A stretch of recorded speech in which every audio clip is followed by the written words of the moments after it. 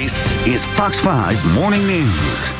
All right, Julie, thank you very much. President Obama campaigning for his big jobs bill today, just as the Senate may shoot it down. In the meantime, the Republican presidential candidate's getting ready for another debate. For more on this, we welcome former Congressman John Tanner, an 11-term Democrat representing Tennessee, Karen Nussel, a GOP strategist and CEO of Ripple Communications, who worked with Newt Gingrich during the '94 Republican takeover of the House. Good to see both of you this morning. Thanks for coming in. Let's talk first about the jobs bill. That's what's happening today. As we just said, the Senate expected to shut this down, but the president's still going to pitch it. John, let me start with you as our resident Democrat here on our little panel. What do you think about the plan? Will it have some weight to it, some meat to it, and some staying power, I guess, is the most important thing? Well, I don't know that this bill, the conventional wisdom is it will not pass the Senate tonight.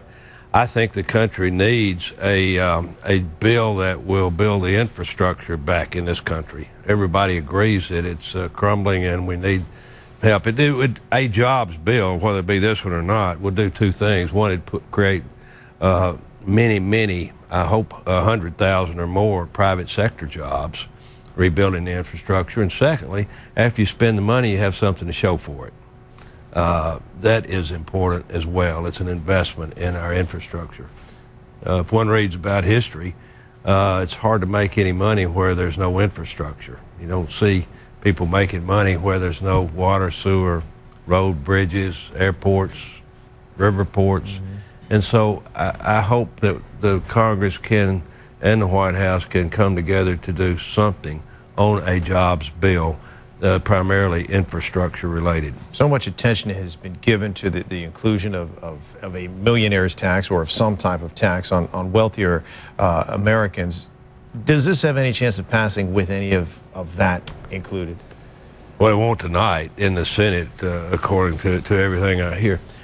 What I think people need to understand or hopefully realize is that we are in a structural deficit situation, not a situational deficit.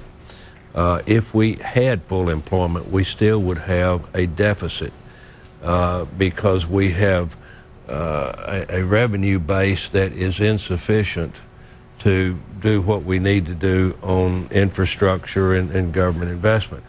On the other hand, there has to be something done about entitlement reform.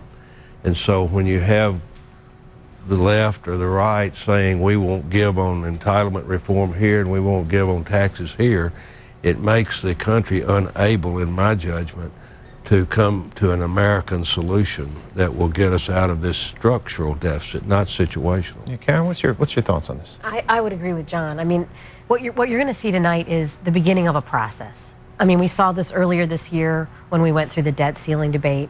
There has to be a starting point at which someone throws something on the table and the debate begins. And so I think that's what you'll see start happening in terms of the legislative process. There's been a lot of conversation, a lot of debate, but there hasn't been an actual piece of legislation to start fighting over. And I think that's what you're going to see tonight. So it won't, as John said, it won't pass tonight, but it'll give both sides a starting point to then put together other proposals that will be debated. All right, let's talk about something else that's tonight. That's another GOP debate, this time to focus solely on the economy. What are your thoughts on Herman Cain? He's been getting a lot of support lately. He's now up to second in a lot of polls right now. Rick Perry, of course, has slipped a bit since the controversy down in Texas, but that has kind of given the momentum to Herman Cain. What are your thoughts there?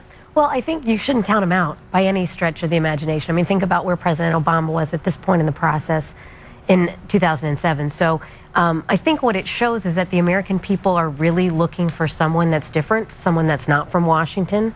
They're really taking a hard look at Herman Cain as someone who's real plain spoken, but also real passionate and really smart on some of the issues. So I wouldn't count him out. His problem is that he doesn't quite have the infrastructure from a campaign perspective and the funding to sustain this unless he really gets an influx of money here pretty soon. And his polling and all of what's been going on in these straw polls and things are going to help him with that. So I wouldn't count him out, but from a traditional campaign perspective, he doesn't quite have the infrastructure he might need to keep this going all the way until January. John, is this what Democrats like to see? More and more of Republicans not being able to get this narrowed down to one candidate? Well, I think that it's a healthy exercise in our democracy for all of these various impulses be voiced in one way or another. I think that he probably will be, some of his statements will be more scrutinized now that he has risen to, if you call it top tier, however you want to phrase it. And some of the things that he's said in the past that didn't get maybe so much attention will get more attention now. And so I think he has to be careful on some of those statements. But I defer to Karen. Well, let me ask you this, Karen, and unfortunately our time is running out quickly, but tonight, of course, with the focus on the economy, if not a particular person to watch, do you think that because we're now focused on the economy specifically, that everything kind of becomes a little bit more important tonight as far as what folks are saying? Well, I think it's actually a situation that the candidates are going to enjoy, because I think a lot of the Republican candidates have been wanting to focus on the economy, feeling like that's a real weakness right now with the president. So it gives them, from a campaign perspective, a chance to really hone in on the message on the economy. So I think they're going to be real excited about that chance. And yeah, I think it's a pretty important debate for the candidates to show sort of what their ideas would be and what their plans would be if they were to become the nominee. John, I'm going to give you the final word here, because the president also changing his tune a bit when it comes to the economy. Does the president realize now that look, we're a year out now, we need to really make sure that we focus now on what we're doing to try to get reelected when it comes to the economic plan? I think that what he is probably trying to do is to draw a vision for the future and try to contrast what he wants to do with what whoever the Republican nominee happens to be will do.